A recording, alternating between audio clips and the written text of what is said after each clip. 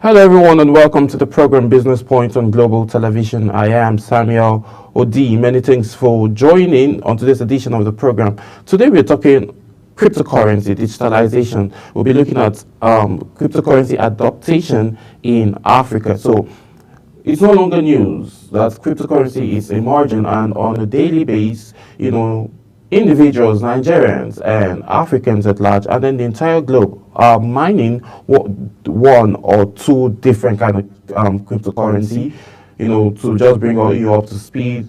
Far back in the year 2008, 2009, thereabout, Bitcoin emerged, and then it kept growing, building momentum. The community kept increasing, and earlier, 2 years ago, that was in the year 2021, it was projected that come 2024 December, that Bitcoin is going to hit 100,000 per coin. It's going to be around 100,000 US dollars. Fast forward to that moment, Bitcoin is at 90,000 plus dollar, almost at hitting $100,000. So in the next couple of weeks, if the bullish trend continues in the crypto world, we would see Bitcoin hits around 100,000 US dollars. Just to let you know, a few days ago, the owner of X, formerly known as Twitter, Elon Musk, made a tweet and said a few payments would be made with Dogecoin. That's for those using X account. And then he made that mention. Fast forward 12 hours down the line,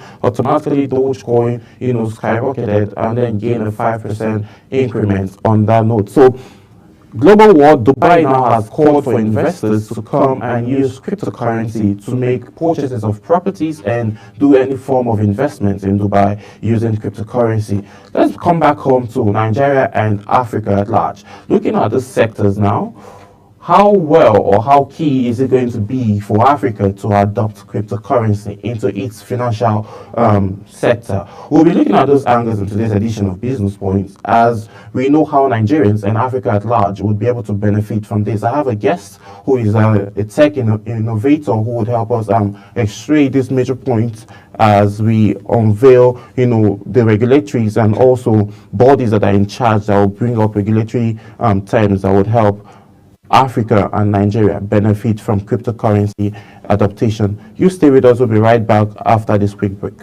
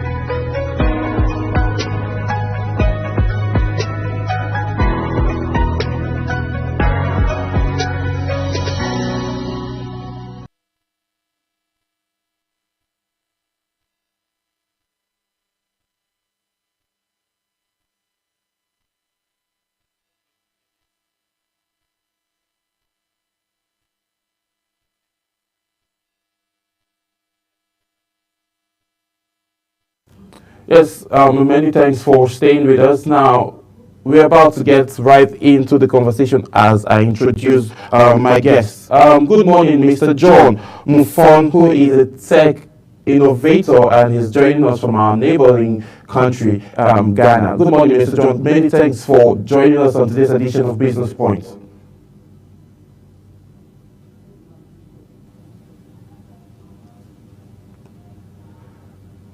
Yes, so let's get right into the conversation. Cryptocurrency adaptation in Africa. Crypto is taking over the global economy, despite the fact that the global economy is facing a level of downtime, but we've witnessed that the crypto community is actually doing so well despite the challenges going on. And the projections and forecast of cryptocurrency from 2 years ago is coming to light, where Bitcoin was said projected to get to 100,000 US dollars, and it's almost at average. But now let's talk about Africa. That's our major concern on today's edition of the program. We are going to be looking at regulatory frameworks and the place to govern crypto currency transaction in Africa. Let's look at those angles. So, how key is it going to be that African leaders, adopt cryptocurrency?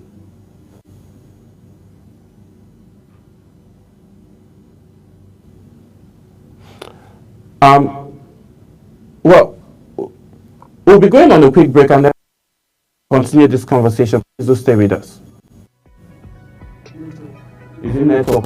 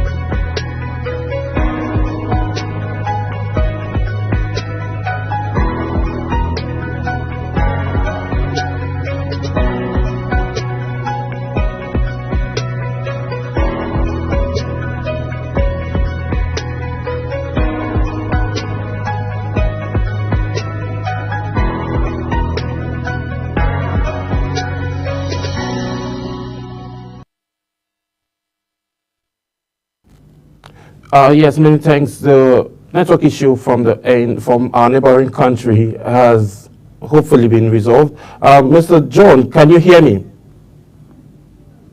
Yeah, loud and clear. Loud and clear. You can hear me loud and clear. All right, great. Let's get right into it. My question from earlier was, how key is it going to be for African leaders to adopt cryptocurrency into the African economy? All right. So let's start from this very aspect. First of all, we have to know about what crypto is in the first instance, because what people think about crypto is not really what crypto is.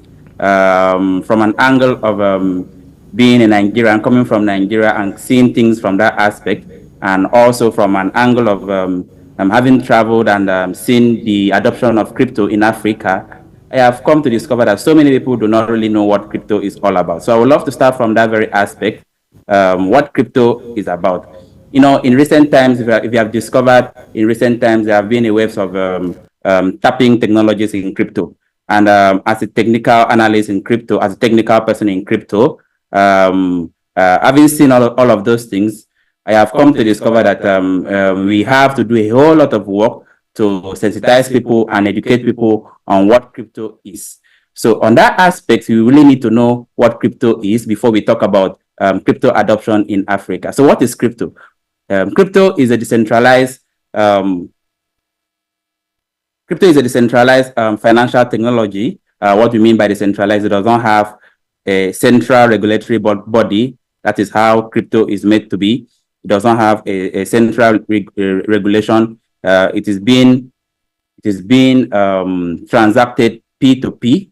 That means from person to person without an intermediary. So if you want to compare it with the banking network, how banking operates, in a banking network, we have the central bank that stands as the main body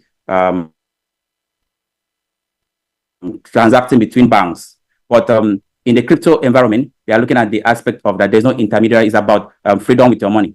And that alone is what has been the driving force of crypto. That has been the driving force of crypto all over the world. And if you want to look at it keenly, even though we are talking about there should be no intermediary, there is a lot that we can say that, okay, when it comes to any technology at all, they are the bad guys, they are the good guys. And in years back, crypto has been criticized for being a safe haven for the bad people, for the scammers. And critically looking at it, am I still connected?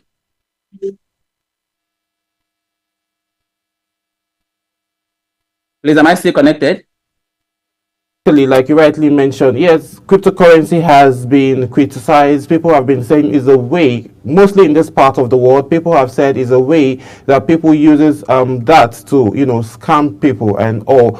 Knowledges and, workshops have been set aside numerous times to be able to address that issue. And I think on the path of some enthusiasts, most of those angles have been covered. So I think it would be best we just get right into what and how Africa will benefit given the constraints of time that we have. So I would just like us just get right into it and see how it's going to benefit individuals in Nigeria and as well as Africa at large, while we look at other, avenue on how we can, create another workshop or another avenue to have a lengthy conversation around these talking points. But for now, let's just, scratch the surface a bit and see how Africa would benefit from the adaptation of cryptocurrency as it is being a global trend as we speak currently. All right, so thank you very much. Apart from, we all know crypto for financial transaction, that is cross-border payment. That is what crypto is known for. And most specifically as a store of value, people see crypto as a go-to investment opportunities. When once you put your money, it will grow and you become rich overnight. But the main adoption does not lie there. The main adoption lies in the power of decentralization. And if we want to look at statistics in the whole world, if you want to look at statistics, let's start from there before we start up. If we talk about Africa, you will see that we have India leading, and then we have Nigeria, the second most country that has the most interest in crypto. So that is driven by the fact that we have a currency that is not that so strong, and people are looking at crypto as a safe haven for which they can hedge against inflation. And in Africa, if you want to look at adoption in Africa, statistically, you will look at the fact that Nigeria tops. We are about 55.6% according to a statistics that was done by Chainalysis in 2000 and early 2024. Maybe ending of 2023, early 2024, Chainalysis predicted that Nigeria in Africa tops the list. That means we must have been 56% to 60% adoption rate with interest in crypto in Africa, followed by South Africa. I think South Africa has 17% to 20%. And then Ghana, they have about the remaining percentage is about 7 to 10%. So in Africa, Nigeria tops crypto adoption interest in Africa. And if you want to look at other things, apart from the financial angle, there are a lot of things that crypto can be used for, apart from the financial angle. For example, we are talking about how do we do free and fair election in this part of the continent. That can be a very great way, cryptocurrency and blockchain, that can be used for a fair and free election in Africa, in the sense that anything that is being uploaded on the blockchain is not tampered with.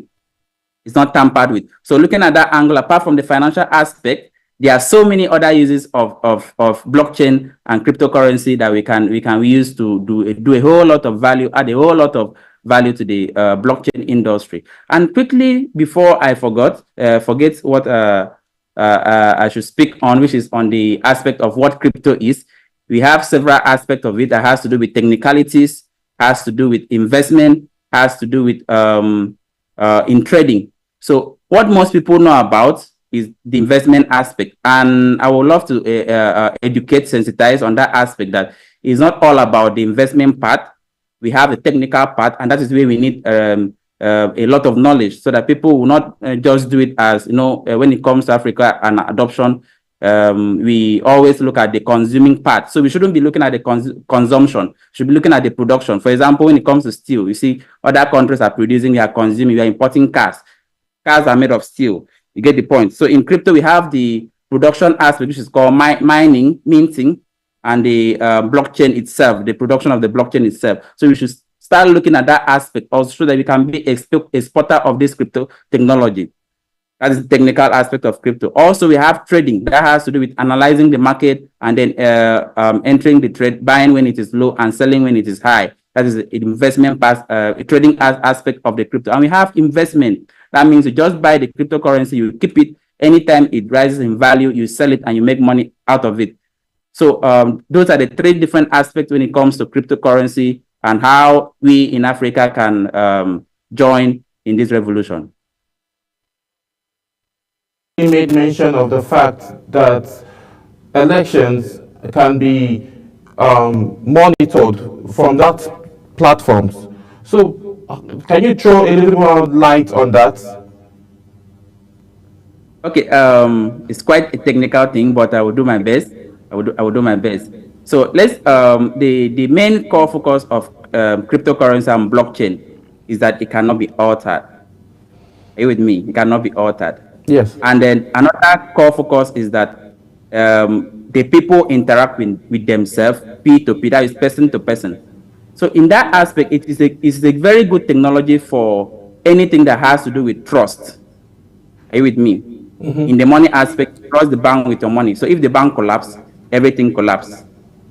In the crypto aspect, you don't trust anybody, you trust the technology with your money. So if it collapses with everybody, which it is very impossible because of the technology behind it, the cryptography, that is how they call it in the technical aspect, cryptography behind it. So let's assume we want to do election. What we will normally do is that we will collect the result in our own polling units, and every single person is registered on that blockchain. Every single person is registered and verified. That means if I want to know you, I will use a token, an address to know you. I will use a cryptography address. That is what works in crypto. Unlike in the banking system, we use account numbers, but in crypto, we use address, and that address is a cryptography address that points directly to you. So that when you send money, you are sending money to an address in crypto. So using that same technology, we can have an election portal in which we know that, okay, this is the number of people that we have. We have about over 200 million population. We can now know, okay, 200 million population has been accredited with their maybe NIN. And when it is time for voting, no other person enters, and once you vote, we can at any point in time verify that your vote was not tampered with at any time in point. Any point in time, we can do that. So that technology is a little bit more complex to explain in a 1-minute video, but the way it works, it follows the same technology in which that trust is there in the monetary aspect, the way cryptocurrency works.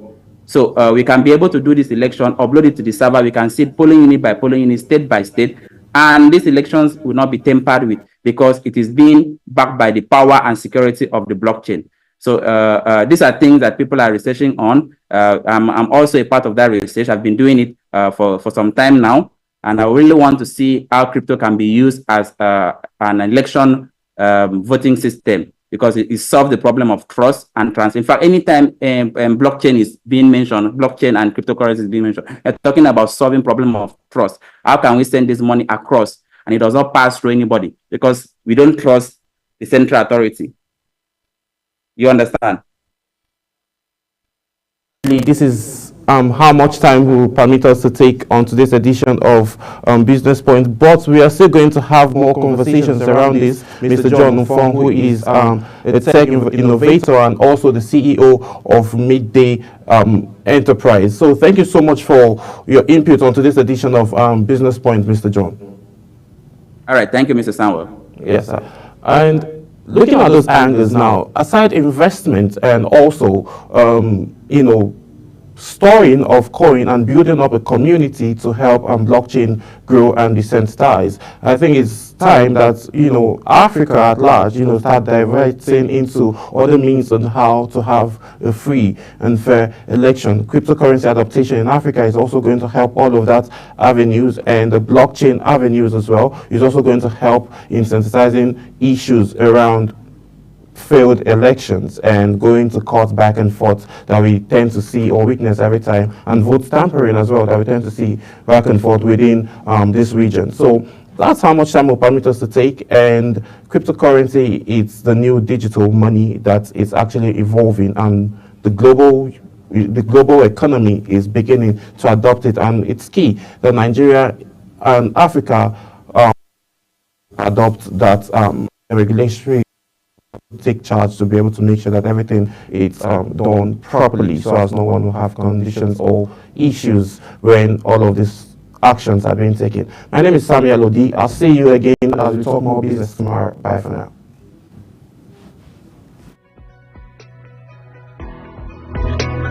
15 minutes.